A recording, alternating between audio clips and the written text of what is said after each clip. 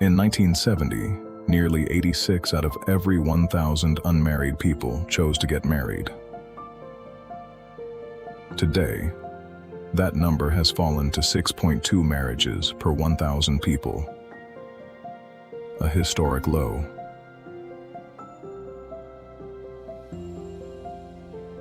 The people most responsible for this decline are men.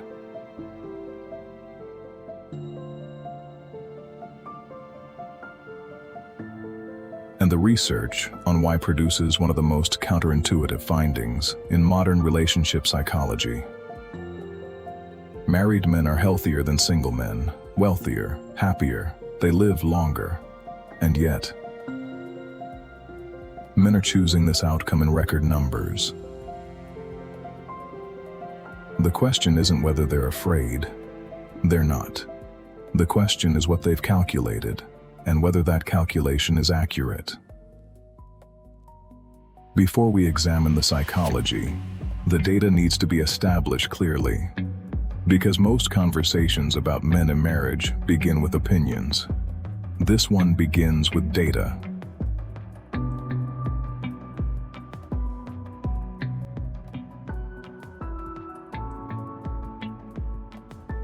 Pew Research found that 1 in 4 40-year-old Americans have never been married. This is not a story about broken men. Most of the men declining marriage are not damaged, not afraid, not incapable. They have made a calculation. Research from the Institute for Family Studies found that men resist marriage primarily because they believe it requires a substantial increase in behavioral commitment, and they don't feel ready for that transition. Not readiness as immaturity, readiness as risk assessment. Young men specifically associate marriage with increased responsibilities and with a greater possibility of financial loss. And here is where the data becomes genuinely uncomfortable.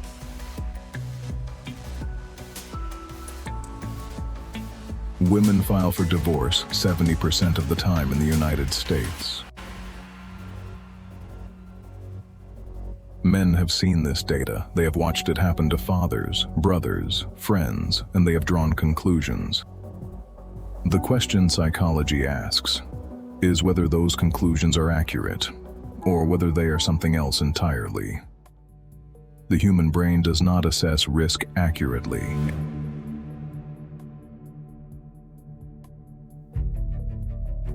It assesses risk emotionally, filtering data through experience, through fear, through what it has been shown by the people closest to it.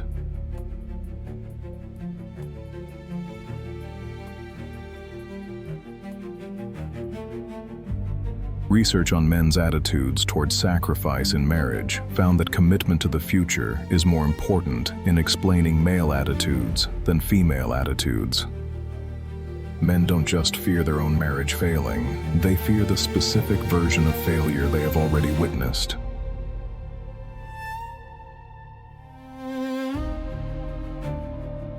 There are 3 specific psychological forces that researchers have identified as driving male marriage avoidance. None of them are fear of commitment, in the way that phrase is usually used. The first is loss of autonomy anxiety. Men believe marriage requires a substantial change in their behavior, a level of commitment that they associate with the permanent restriction of their freedom to make unilateral decisions. This is not immaturity. It is the accurate perception that marriage will require the permanent renegotiation of every personal preference, without certainty that the renegotiation will be reciprocal. The second force is financial consequence asymmetry.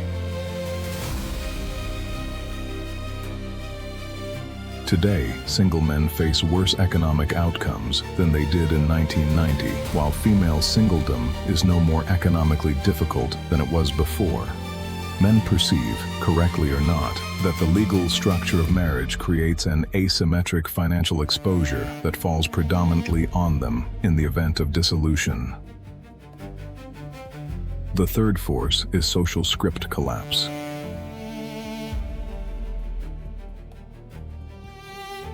For decades, the psychological contract of marriage was legible, defined roles, clear expectations, a script both parties understood, even if that script was imperfect. That script has been rewritten, and the new one has not yet been agreed upon. Men are not refusing to perform. They are refusing to audition for a role whose lines keep changing mid-rehearsal. To understand why this is happening now, you need to understand what the last 50 years actually changed. Between 1970 and today, women's educational attainment has surpassed men's. Women's workforce participation rose dramatically. Women's financial independence became structurally possible for the first time in modern history. This is not a negative development. It is among the most significant human progress achievements of the 20th century, but it created a specific gap between how marriage was designed to function and what marriage now actually is. The original psychological contract of marriage gave men something specific: status, purpose, structure, a defined role with clear social reward. Men constantly feel vilified, as though they are the reason for women's unhappiness. They feel they can never be, do, or have enough to bring to the table. The psychological research describes this as role ambiguity, the documented stress response to occupying a social position whose expectations are unclear, contradictory, and subject to constant revision. Modern men are being asked to be simultaneously the provider and the equal partner, the strong and the vulnerable, the leader and the follower. But nobody has explained how to hold them at the same time, and marriage is where the contradiction becomes impossible to avoid.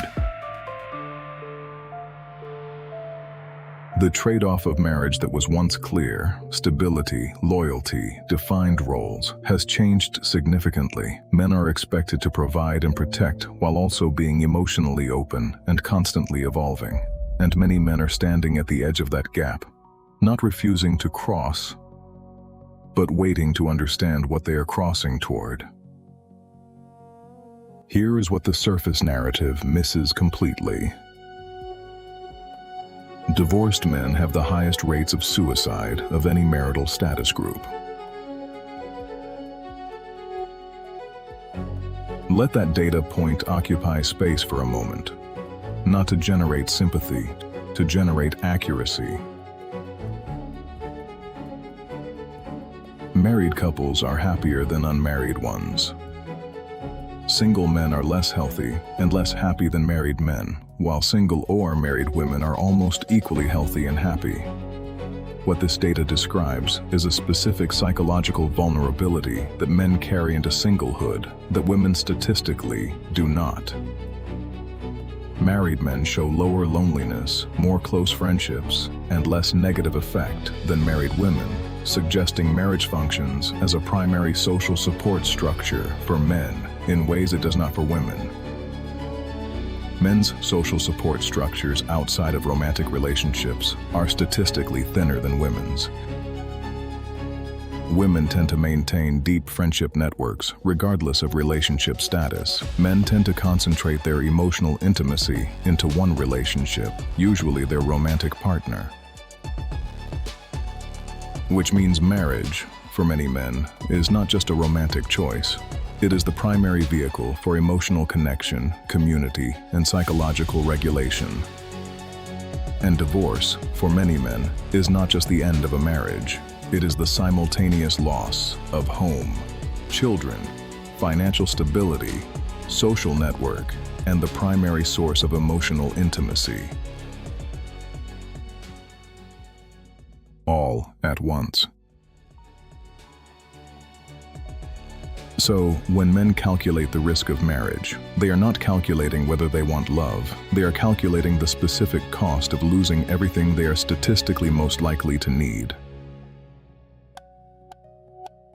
At the hands of the person they trusted and loved most.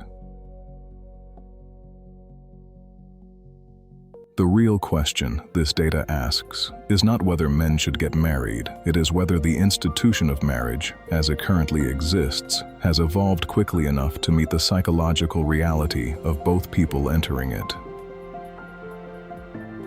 Research consistently finds that most single men still plan to marry someday, and that married men benefit from marriage more than almost any other group. Men are not abandoning marriage. They are waiting for a version of it they can understand and accept. A version whose terms are legible, whose risks are shared, whose roles are negotiated rather than assumed. And the men who are finding that version are not settling. They are building. The data does not suggest that men have stopped wanting connection. It suggests they have stopped accepting connections on terms they don't understand. Whether that is wisdom or whether it is fear, dressed in the language of wisdom, is the question each man has to answer for himself. If this video reached something in you, leave a comment below. We'll read everyone. Subscribe.